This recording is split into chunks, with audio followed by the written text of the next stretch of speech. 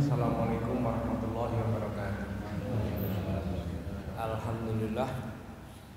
Alhamdulillahilladzi khalaqal mauta wal hayata liyabluwakum ayyukum ahsanu amala wa huwal azizul ghafur.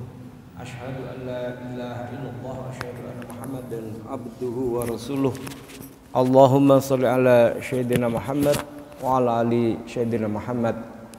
Qala Allah Ta'ala fil Qur'anil Karim, a'udzu billahi minasyaitonir rajim. Bismillahirrahmanirrahim. Inna fi khalqis samawati wal ardi wa ikhtilafil laili wan nahari la ayatil lil albab alladzina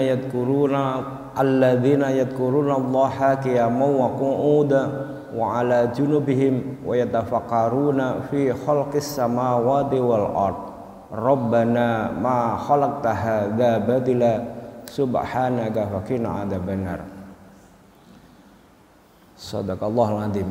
Jamaah Masjid Al-Mahdi rahimatullah, bersyukur pada Allah kita bisa hadir di masjid ini menjalankan sholat subuh berjamaah sebagai kewajiban kita muslim dan juga memakmurkan masjid. Shalawat dan salam semoga selalu tercurah kepada Rasulullah Sallallahu Alaihi Wasallam beserta keluarga, sahabat dan pengikutnya hingga akhir zaman. Para jemaah sekalian, mengisi Ustadz Mahfudi, beliau kemana ya? Undangan ya. Ini memang Muhammadiyah sedang persiapan muktamar di bulan November. Dan saya juga banyak wirawiri ke Jakarta karena mempersiapkan juga yang akan ditampilkan di muktamar nanti di bulan November di Solo. Memang lagi banyak persiapannya. Para jemaah sekalian, tadi saya baca surat Al-Imran 190 191. Ini terkait dengan ulul albab atau terkait dengan cendekiawan atau terkait dengan intelektual atau cendekiawan, atau dengan bahasa simpelnya itu orang terpelajar, orang terdidik, atau orang yang memiliki kemampuan intelektual yang dalam bahasa Al-Quran disebut sebagai ulul albab. Apakah itu ulul albab itu? Inna fi khalqis samawati, ya sesungguhnya dalam penciptaan langit dan bumi dan pergantian malam dan siang terdapat tanda-tanda kebesaran bagi al-ulil albab, bagi orang-orang yang menggunakan akal, orang yang berakal. Yakni siapakah ulul albab itu? Orang-orang yang mengingat Allah sambil berdiri, duduk, atau dalam keadaan berbaring, dan mereka memikirkan tentang penciptaan langit dan bumi. Lalu ketika mereka memikirkan proses penciptaan langit dan bumi, memikirkan tentang fenomena apa yang terjadi dalam langit dan bumi, yang dalam ayat 190 tadi misalnya disebutkan pergantian siang dan malam. Ya, pergantian siang dan malam ini kan sebenarnya ya biasa saja sejak kita lahir. Iya, siang berganti malam, malam berganti siang. Ya karena kita memang sudah sejak lahir begitu, ya nggak pernah mikir. Lampu dipikir kan gitu ya. Nah, tapi bagi ulil albab, cendekiawan, intelektual, Allah ini memerintahkan kamu pikir itu, kamu pikir, kan gitu. Dan kalau engkau pikirkan tentang fenomena alam, tentang penciptaan langit dan bumi, juga berputarnya langit dan bumi, ya, pergantian siang dan malam itu kan sesungguhnya Allah ingin mengatakan bahwa bumi, langit dan benda-benda seisinya itu tidak diam, maka terjadi perputaran, maka pikirkanlah itu. Dan ketika orang-orang yang menggunakan pikirannya itu, menggunakan akalnya itu, atau yang disebut dengan ulul albab itu, memikirkan itu baik dalam keadaan duduk, berdiri, berbaling, maka orang-orang itu akan mengatakan Rabbana ma khalaqta hadza batila subhanaka faqina adzabannar. Maka kemudian endingnya orang itu akan mengatakan maha suci engkau, tidaklah engkau menciptakan semua ini sia-sia. Maha suci engkau, lindungilah kami dari azab neraka. Jadi ujung dari pemikiran menggunakan akal melihat fenomena alam itu adalah mengakui kebesaran Allah, dan kemudian dengan mengakui kebesaran Allah itu maka kemudian dia menjadi ingat bahwa Allah itu punya neraka, yang artinya kemudian dia ingat bahwa kehidupan kita ini suatu saat pasti akan mati, dan ketika kehidupan kita ini akan mati kembali kepada Allah, maka ada dua pilihan, surga dan neraka. Dan kemudian orang-orang yang memiliki akal ini menggunakan akal, bukan memiliki akal ya, semua memiliki akal, menggunakan akalnya dengan benar ini, maka kemudian mereka berserah diri kepada Allah dan memohon diri untuk mendapatkan perlindungan dari azab neraka, yang artinya mereka menjadi orang-orang yang beriman dan bertakwa. Nah, konteks ini maksud saya mau mengatakan bahwa yang dimaksud dengan orang-orang ulul albab atau cendekiawan atau intelektual itu adalah orang yang senantiasa memikirkan tentang fenomena kejadian-kejadian yang ada di sekitar mereka, bukan hanya kejadian alam saja ya. Bukan hanya kejadian alam saja. Kalau kejadian alam itu mungkin direpresentasi oleh ilmu pengetahuan alam, atau kita mengenalnya sebagai IPA, ya mungkin fisika. Nah, fisika itu saya kebetulan orang fisika. Ketika belajar fisika itu pemahaman kita dipahamkan bahwa belajar fisika itu adalah belajar memahami tentang fenomena alam, lalu dirumuskan ke dalam rumus-rumus, ya kan? Nah, seperti misalnya rumusnya Newton, ya kan? Itu kan fenomena alam, karena benda ini kalau ini jatuh, kenapa kok jatuh? Kenapa kok nggak ke sana gitu? Itu orang fisika itu mikirnya gitu. Newton itu kejatuhan apel, tak gitu. Lalu dia mikir, kenapa apel ini kok jatuh ke sini? Kenapa kok nggak ke sana? Kan gitu. Itu maksudnya. Jadi maksudnya memikirkan itu gitu. Lalu ada peristiwa apa dipikirkan, lalu kemudian ya dia memikirkannya, lalu kemudian dia merumuskan tentang hukum Newton, ya kan? Yang hukum Newton itu kemudian kita kenal sebagai hukum tarik menarik. Tarik menarik, kalau benda itu punya massa, maka benda itu punya gaya tarik. Nah, karena bumi ini gede, maka kemudian kalau ada benda di dekat bumi, nah ini kan nggak, ini bumi, ini dekat, ini kan dekat, nah jatuh kan gini. Kalau lebih dekat kepada Mars ya jatuh ke Mars, kalau lebih dekat kepada bulan ya jatuh ke bulan, gitu.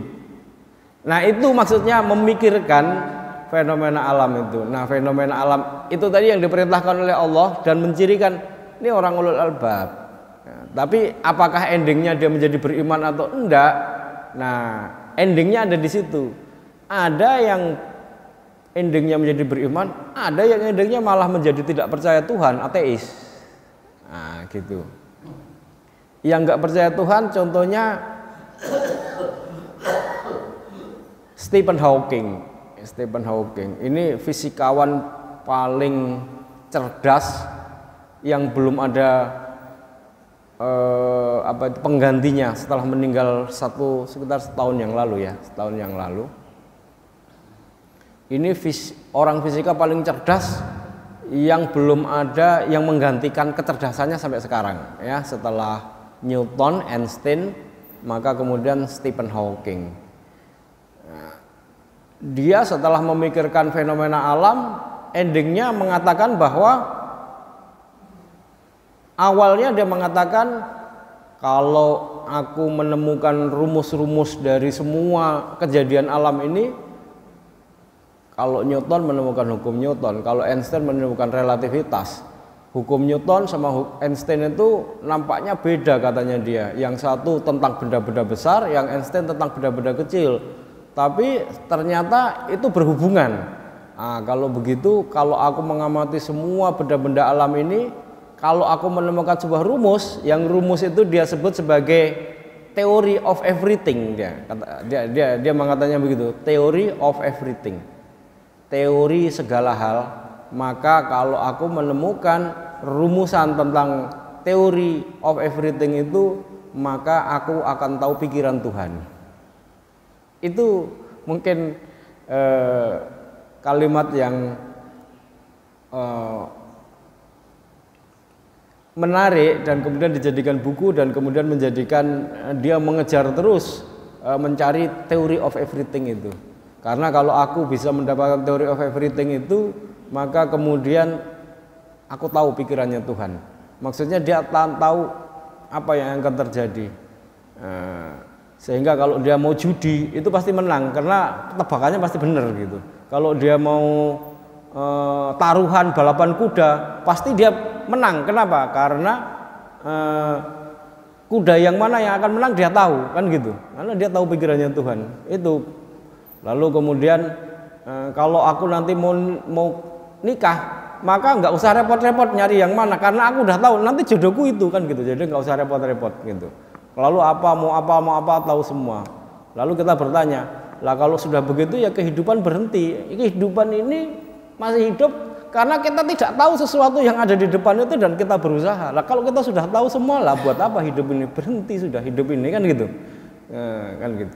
Tetapi pada akhirnya setelah sekian lama dia mencari-cari nggak akan pernah ketemu itu theory of everything itu. Dan akhirnya dia mengatakan Tuhan itu tidak ada. Loh, dia sendiri kok yang keliru ya mencari itu, dan kemudian akhirnya dia mengatakan Tuhan itu nggak ada. Dan saking dia itu meneliti tentang banyak hal alam ini dan bisa menjelaskan, dan karena dia bisa menjelaskan maka kemudian dia bilang enggak, semuanya terjadi secara ilmiah bisa dijelaskan, enggak ada peran Tuhan katanya. Di mana peran Tuhan katanya? Enggak ada. Nah, kemudian dia akhirnya di akhir hidupnya dia mengatakan Tuhan itu tidak ada. Nah, ini contoh orang yang berakal juga, punya akal juga, menggunakan akal juga, tapi tidak, endingnya itu tidak Rabbana ma khalaqtaha dzabadila subhanaka faqina adzabannar. Nah, ini contoh orang yang berakal tapi kemudian endingnya tidak seperti itu. Nah, itu tadi baru fenomena alam. Nah, sementara fenomena yang terjadi di sekitar kita itu bukan alam. Ada, kita belajar tentang IPS, ilmu pengetahuan sosial. Ilmu pengetahuan sosial pada umumnya adalah kita belajar tentang fenomena sosial. Nah, fenomena sosial itu lebih sulit dari fenomena alam. Fenomena alam, kalau ilmu alam itu kita menyebutnya sebagai ilmu pasti, iya kan? Iya, kayak matematika, fisika itu pasti, dengan rumus, dengan hitungan pasti. Mobil bergerak dari Surabaya menuju Jakarta, kecepatan konstannya itu 100, ya kan? Maka Jakarta Surabaya 600 km per jam. Nah, jadi tinggal menghitung aja, itu pasti. Nah, kan gitu. Pesawat, makanya bisa dihitung naik pesawat itu. Saya naik pesawat dari Surabaya ke Jakarta, jam sekian sampai. Itu ilmu pasti. Dan sebenarnya ilmu pasti itu lebih mudah. Nah, ilmu sosial itu ilmu yang nggak pasti. Itu yang susah. Kenapa? dia mempelajari tentang fenomena sosial. Fenomena sosial itu adalah fenomena yang terjadi karena hubungan antar manusia. Nah, ilmu pengetahuan alam itu mudah mempelajarinya. Ini benda H ketemu dengan O, H2O air. Ini kimia, ini dengan ini bertemu bereaksi jadi ini, dan sudah pasti begitu. Nek manusia, si A ketemu si B ketemu si C, ini ketemu sama ini nggak jelas nanti jadinya apa, ya kan? Nah, itu fenomena sosial. Fenomena sosial itu lebih sulit, lebih tidak bisa dimengerti dan tebak-tebakan saja. Makanya orang mempelajari fenomena sosial itu hanya memperkirakan aja, kira-kira akan begini akan begitu, dan oleh karena itu fenomena sosial itu menghasilkan hukum-hukum sosial, dan karena menghasilkan hukum sosial mengatur manusia, maka kemudian karena manusia itu sebenarnya nggak tahu tentang fenomena hubungan antar manusia, atau manusia sendiri itu ketika berhubungan itu akan menghasilkan apa, maka hukum sosial itu diatur oleh Allah. Kenapa? Karena kalau manusia itu mengatur hukum sosial itu sendiri, pasti dia akan membuat aturan yang menguntungkan dia dan kelompoknya. Nah, itu masalahnya. Pasti dia akan membuat aturan sosial atau aturan hukum yang menguntungkan dia dan merugikan orang lain, menguntungkan kelompoknya dan merugikan orang lain. Lalu terjadi apa yang disebut dengan eksploitasi manusia, apa yang kemudian disebut dengan perbudakan, apa yang disebut dengan penguasaan kelompok manusia kepada kelompok manusia yang lain, dan itu ya terjadi, itu ya sudah terjadi. Dan oleh karena itu maka kemudian Allah menurunkan hukum untuk mengatur sosial, hubungan antar manusia itu kemudian Al-Quran mengapa kemudian ada hukuman-hukuman yang harus berlaku ketika orang itu beriman dan beragama Islam. Kalau orang membunuh hukumannya apa? Nah, itu ada. Karena kalau manusia disuruh menghukum, maka kemudian kalau orang lain dihukum mati, tapi kalau keluarga sendiri belum tentu, kan gitu. Nah, itu banyak terjadi. Lalu kemudian pikirannya macam-macam. Kalau membunuh itu katanya melanggar HAM, jadi akhirnya orang sudah membunuh puluhan orang yang nggak dibunuh, ya kan? Atau bahkan kemudian dimaafkan, atau bahkan akhirnya dia membunuh lagi. Nah, kejadian kayak gini kan banyak. Kejadian kayak begini kan banyak. Karena dia terbiasa membunuh dan lolos, maka kemudian dia membunuh lagi dengan mudah, membunuh lagi. Akhirnya kemudian banyak terjadi pembunuhan dilakukan oleh orang yang apalagi punya kemampuan membunuh dengan kekuasaan, iya kan? Nah, itu terbiasa itu. Lalu dengan kekuasaannya itu, dengan semena-mena dia bisa membunuh orang. Ini fenomena sosial. Nah, saya mencontohkan aja, maksudnya ya, mencontohkan aja. Nah, yang saya mau bicarakan pada pagi hari ini itu supaya ada konteksnya, itu sebenarnya adalah fenomena tentang ekonomi. Soalnya fenomena sosial ini tak lanjutkan, ini nanti jadi pembicaraan yang politik, ya ruwet ini nanti, rekamannya nggak oleh beredar kan gitu ya. Nah, fenomena ekonomi itu juga sebuah situasi yang terjadi di sekitar kita. Nah, situasi di sekitar kita yang apabila kita mengacu kepada surat Ali Imran tadi, maka kita ini disuruh menggunakan pikiran kita, akal pikiran kita untuk memikirkan fenomena ini, ya kan? Fenomena ekonomi itu. Mengapa terjadi putaran ekonomi yang seperti kita lihat akhir-akhir ini, ya kan? Bangsa Indonesia ini bangsa yang besar, yang memiliki kekayaan alam yang luar biasa. Ya, ini sebenarnya karena kita itu udah lahir di Indonesia, ya kayak siang dan malam. Kita ini udah lahir di Indonesia, sejak kecil tersedia macam-macam apa saja dengan mudah, ya kan? Ada beras, padi, macam-macam, pisang, jeruk, tumbuhan, tanaman, tempat yang indah, sungai, hujan, ya semua itu kita alami, kita lihat sejak kecil. Kita nggak pernah merasa bahwa sesungguhnya Indonesia ini secara ekonomi itu potensinya sangat besar sekali, dan itu menjadi perebutan orang di seluruh dunia karena potensi kita yang besar sekali. Dan ini bangsa Indonesia nggak nyadarin. Kenapa? Karena kita sejak kecil sudah begitu. Tapi kalau kita pergi ke luar negeri, misalnya ke Arab Saudi aja baru tahu. Oh iya ya. Neng kono gak iso nandur pisang. Ya apa nandur pisang di tengah padang gurun gitu, ya kan?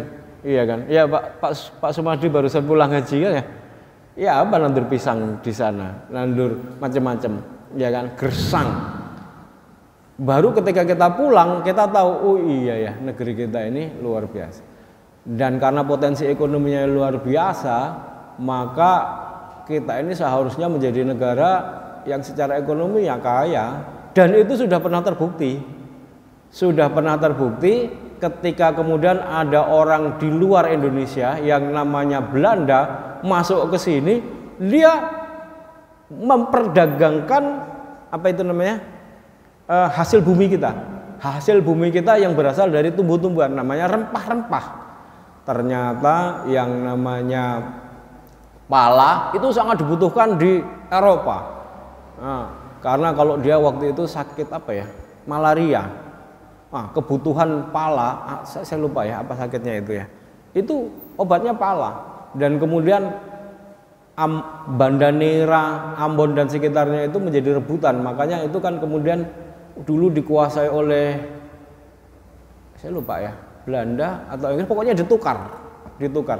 Belanda itu menjajah Amerika, dia punya pulau namanya Manhattan, ditukar sama ini Banda Neira. Kenapa? Karena dia butuh pala itu, rempah-rempah. Di Eropa kan dingin, butuh hangat. Kehangatan bisa diperoleh dari api, tapi bisa diperoleh dari makanan, dan makanan dari Indonesia itu menghangatkan.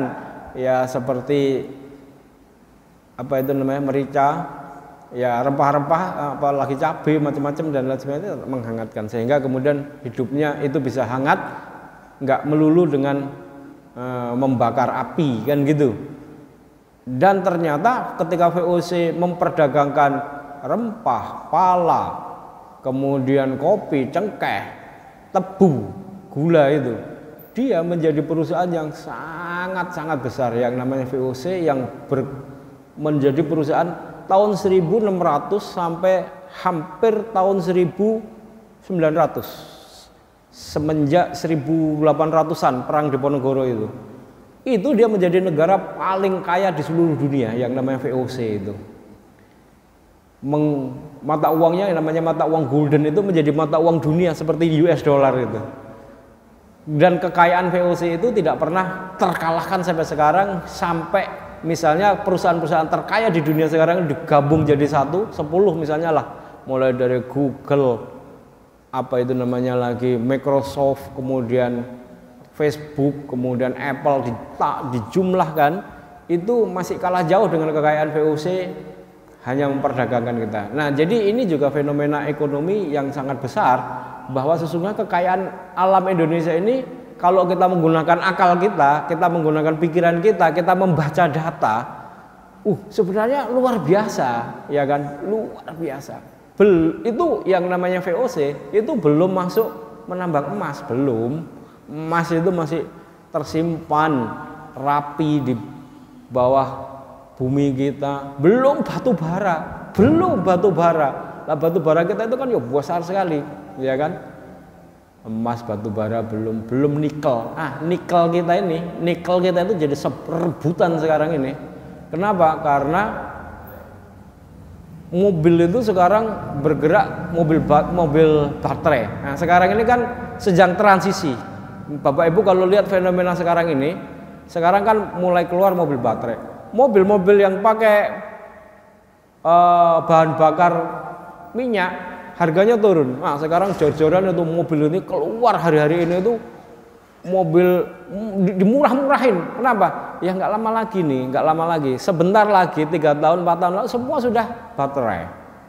Ya, bahkan kemudian di Eropa itu sudah tahun 2025 itu udah nggak boleh lagi diproduksi mobil BBM listrik. Nah, jadi sekarang dia buat lalu dilempar ke pasar dengan harga murah. Mobil harganya 1 miliar sekarang cuma 300-an juta hari-hari ini tuh. Luar biasa. Keluar mobil baru hari-hari ini itu murah-murah. Wah, itu mobil kayak Wrangler, Lexus miliaran. Nah, sekarang masuk dengan baru-baru harganya murah, ya 300 jutaan. Iya, ini bentar lagi 3 tahun aja pakai. Ini udah nggak udah mobil listrik semua. Sekarang udah bergerak ke mobil listrik. Hanya mobil listriknya masih mahal. Tapi sekarang sudah mulai masuk yang murah-murah. Tapi dari Cina. Nah, dari Cina sih. Cik belum stabil, masih dipakai nanti eprek-eprek lah gampangannya gitu ya. Nah, tapi sebentar lagi yang mobil Korea itu standar Eropa sudah mulai masuk dan bahkan dia sudah mengeluarkan mobil listrik. Biasanya mobil listrik itu 300 km itu ngecas. Jadi kalau kita ke Jakarta itu ya berhenti dulu, kira-kira di mana ngecas, lalu kemudian jalan lagi. Nah, sekarang yang Hyundai itu sudah mengeluarkan mobil 1 kali cas itu bisa menempuh jarak 700 km. Jadi sampai Jakarta, baru Jakarta dicas lagi. Yang baru malah sudah bisa 3000 km.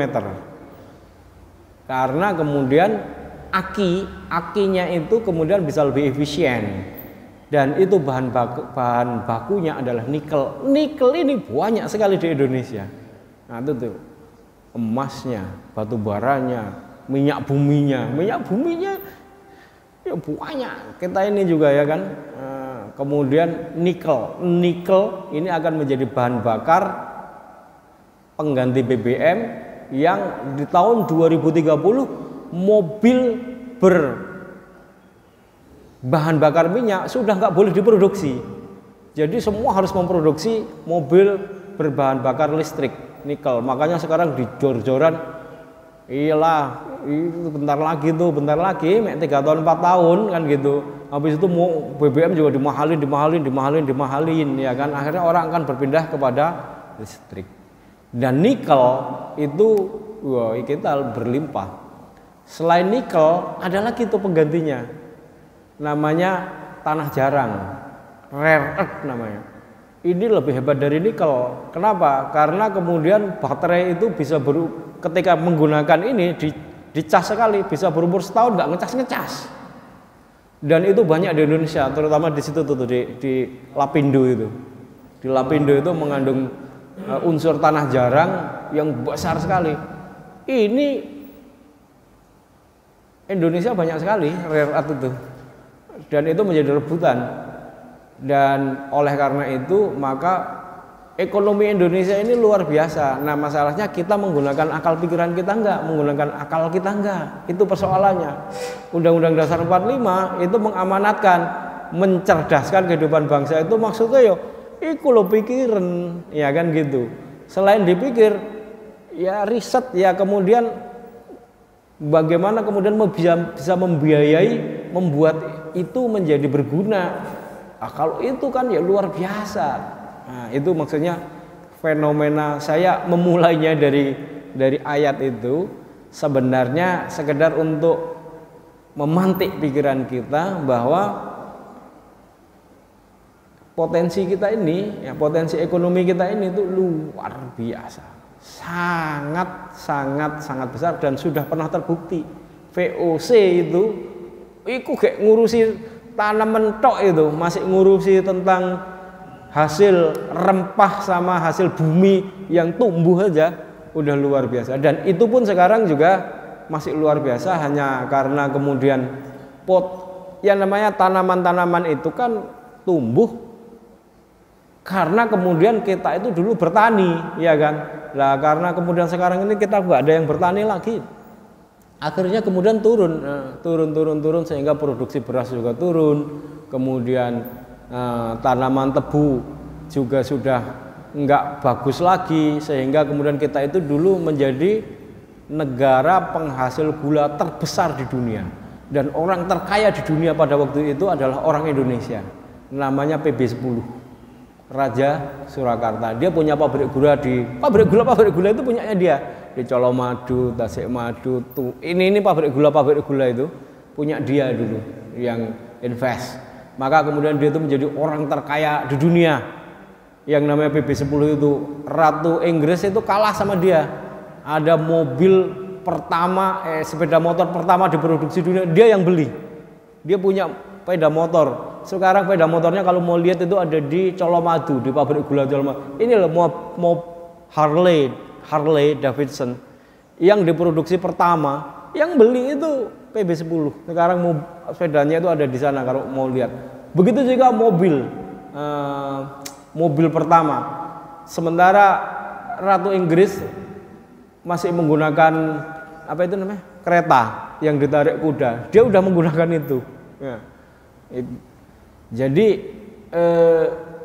potensi kita itu besar sekali. Masalahnya ya itu, kita kurang dipicu menggunakan akal, lebih banyak dipicu kemudian untuk menjadi buruh semenjak pertanian kita, semenjak kemudian kita itu diarahkan untuk tidak menjadi petani.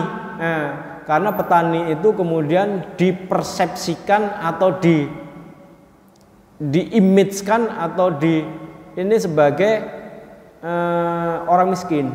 Ya sejak tanam paksa itu kan, ya gara-gara Belanda juga kan, kemudian karena dia berperang dengan Pangeran Mangkubumi, ya Pangeran Mangkubumi itu adalah Hamengkubuwono pertama. Ya jadi kalau namanya Pangeran Mangkubumi itu sebenarnya raja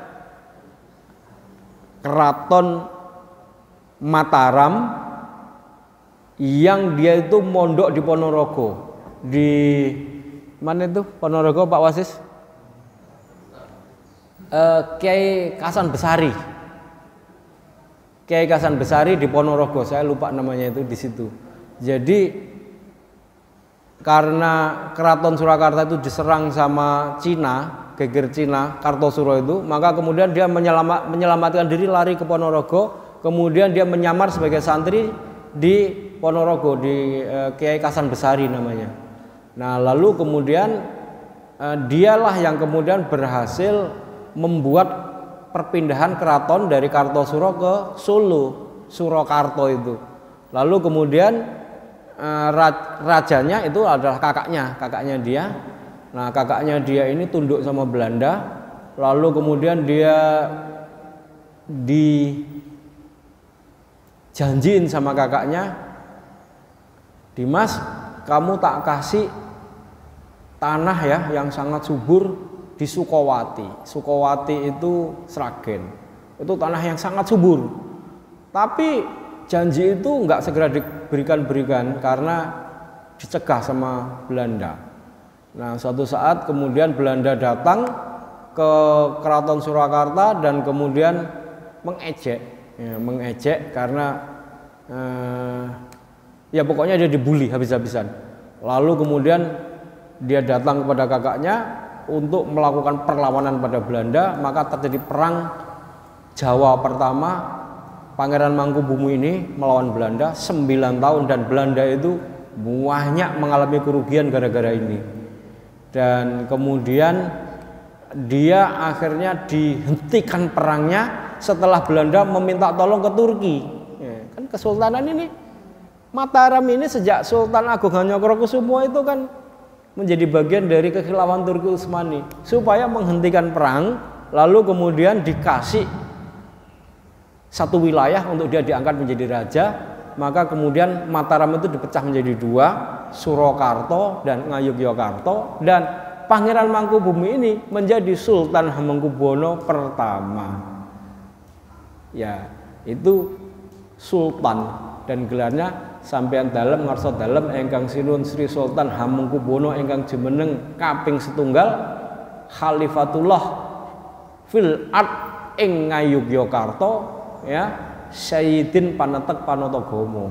Khalifah dia, khalifah, ya. Jadi kita pernah punya khalifah. Ya memang sultan itu Sultan itu kan namanya sultan ya, sultan khalifah. Makanya Surakarta, Yogyakarta itu masih sultan semua sampai sekarang. Mangkunegaran walaupun wilayah kekuasaannya cuman hanya di dalam tembok saja, itu ya masih sultan. Makanya kemarin ketika meninggal yang Mangkunegoro, penggantinya Kristen, gak boleh, ya kan, gak boleh, geger. Akhirnya dia masuk Islam, ya kan gitu. Ya apa sampai niku menjadi raja Kesultanan Mataram Islam ini, gak boleh kalau Kristen, dia masuk Islam, ya, itu. Nah, tadi saya mau cerita bahwa kemudian Pangeran Mangkubumi yang menjadi sultan itu melakukan perlawanan dengan Belanda karena kemudian ini juga faktor ekonomi. Faktor ekonomi dia nggak terima bahwa kemudian kekayaan Indonesia ini dikontrol oleh VOC. Dia tahu, dia paham, dan oleh karena itu maka kemudian ya dia diberi kerajaan, pecahan dari Mataram. Jawa itu dibagi dua, lalu kemudian karena dia tunduk sama Turki, ya kan, ya, dan kemudian diangkat menjadi sultan, perang berhenti. Tapi kemudian dilanjutkan cucunya nanti, Pangeran Diponegoro, ya, yang kemudian melakukan perlawanan itu. Nah, saya cuman ini udah ini ya, padahal belum masuk ke materi, ya udah nggak apa-apa. Sedikit aja. Saya ini mau masuk ke materi fenomena ekonomi itu pada fenomena yang terjadi hari-hari ini ya, di mana ekonomi yang kita sebut sebagai ekonomi digital ini mengalami perubahan yang sangat besar, bahwa kemudian potensi kita ini kan sekarang ini sama itu dikelola oleh asing semua. Seperti Gojek, Tokopedia, Bukalapak itu ternyata milik asing. Nah, hari-hari ini mereka itu rugi luar biasa. Ini bisa kita lihat ya.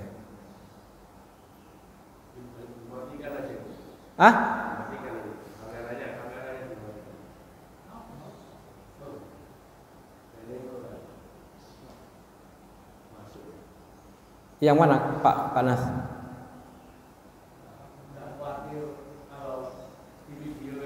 Oh, enggak. Oh, enggak. Ini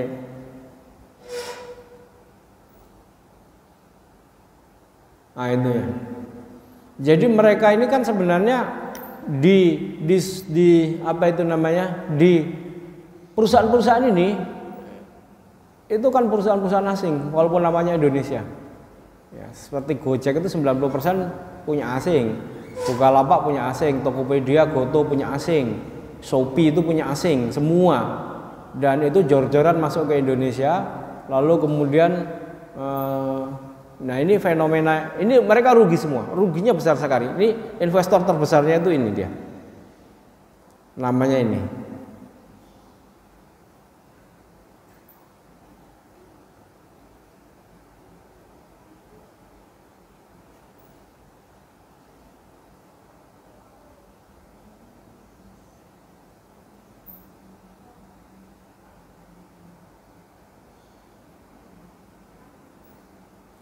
SoftBank inilah yang membiayai seluruh startup itu. Ya dia pionirnya. Walaupun sebenarnya satu startup itu ya perusahaan-perusahaan itu dibiayai ya bukan hanya oleh SoftBank. Nanti ada SoftBank, ada Google, ada Alibaba, ada si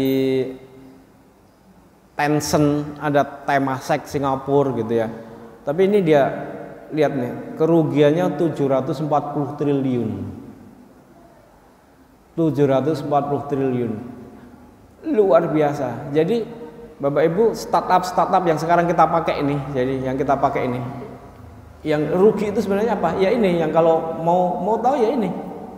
Nih.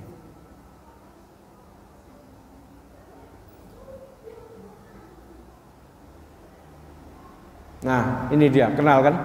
Ini punyanya dia. Lalu kemudian Shopee. Nah ini punyanya dia, yang ini Tencent. Lalu kemudian ini dia,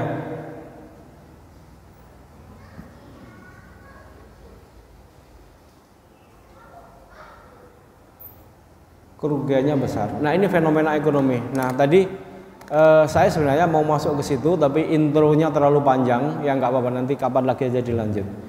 Nah, ini ada peluang yang sangat besar buat kita. Tapi kesadaran itu harus dibangun dulu. Kalau kita kesadarannya nggak dibangun, ya sama aja seperti kita bangun tidur, lalu kemudian ada siang dan malam, ya nggak pernah kita pikirin.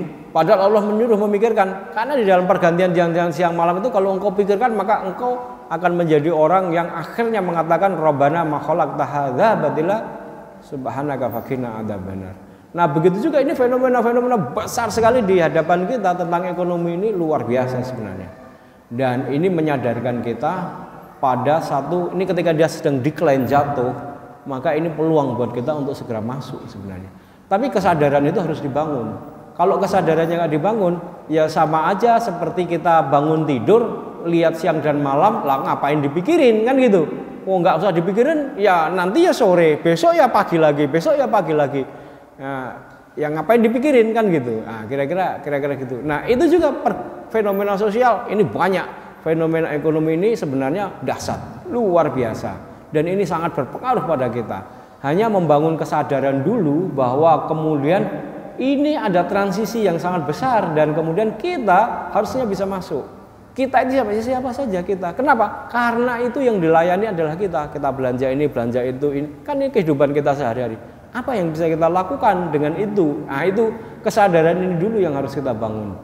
Kesadaran bahwa potensi kita itu besar, dan kalau kita mau sedikit aja memikirkannya, maka sebenarnya kita paham, tinggal kemudian bagaimana kesadaran bersama itu dibangun dan kemudian kita bisa memanfaatkan potensi itu, sehingga nggak usah orang-orang jauh lah. Oke, orang-orang jauh ke sini invest besar-besaran, ya kan, dengan sekian banyak, dan itu memanfaatkan potensi ekonomi kita. Sementara kita ya nyaman-nyaman aja loh, nyaman-nyaman aja, karena kemudian kesadaran untuk memikirkan tentang fenomena yang ada di sekitar kita itu tidak dipantik, tidak kita, ya di pengajian juga ya nggak pernah, jarang lah gitu ya, jarang dan lain sebagainya. Sementara anak-anak dihibur dengan TikTok, dihibur dengan lebih banyak dihibur dengan macam-macam gegeran di medsos, ya kan, sehingga kemudian persoalan-persoalan strategis di mana kita diberi clue, diberi petunjuk oleh Allah, pikirkan, itu kemudian kita nggak sempat mikirkan karena menikmati, anak-anak menikmati TikTok, orang tua menikmati perpecahan antar kita berdebat di media sosial dan lain sebagainya, sehingga kemudian ya sesuatu yang sebenarnya ada di depan mata kita kemudian kita tidak memikirkannya. Nah, mudah-mudahan ya kapan-kapan bisa kita lanjut supaya kemudian ini bisa memantik pikiran kita dan kemudian kita memikirkan apa yang sekitar kita dan kemudian kita bisa menjadikan itu sebagai peluang untuk mengangkat harkat dan martabat dan keluar dari berbagai kesulitan. Subhanakallahumma wa bihamdika asyhadu an la ilaha illa anta astaghfiruka wa atubu ilaik. Assalamualaikum warahmatullahi wabarakatuh.